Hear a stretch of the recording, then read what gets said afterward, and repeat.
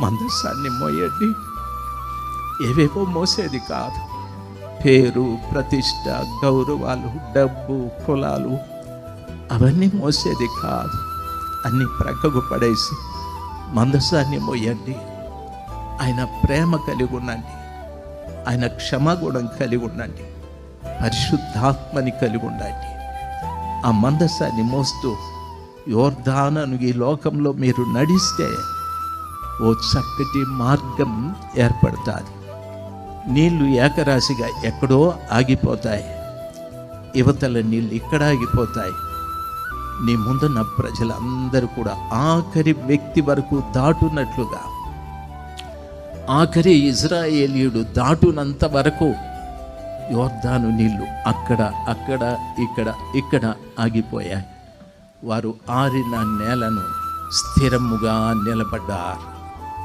దైవ సేవకులు ఆరిన నేలన స్థిరంగా నిలబడ్డారు. మిమ్మల్ని నమ్మి 100 మంది మీ ముందు కూర్చుంటున్నారు.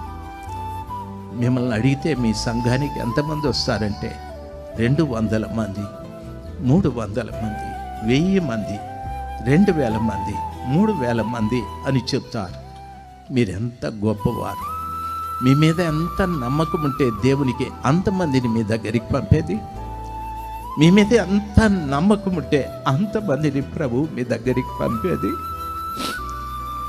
మిమ్మల్ని నమ్మిన దేవుణ్ణి వమ్ము చేయకండి. మిమ్మల్ని మీరు పరిశుద్ధపరచుకోనండి. మందసాన్ని మోస్తూ లోకంలో స్థిరంగా నిలబడండి. యోర్దానును లోకంలో స్థిరంగా నిలబడండి. మిమ్మల్ని నమ్మిన ప్రతి బిడ్డ మొదటి నుండి ఆఖరి వరకు లోకాన్ని దాటాలి. మొదటి నుండి ఆఖరి వ్యక్తి వరకు లోకాన్ని దాటాలి.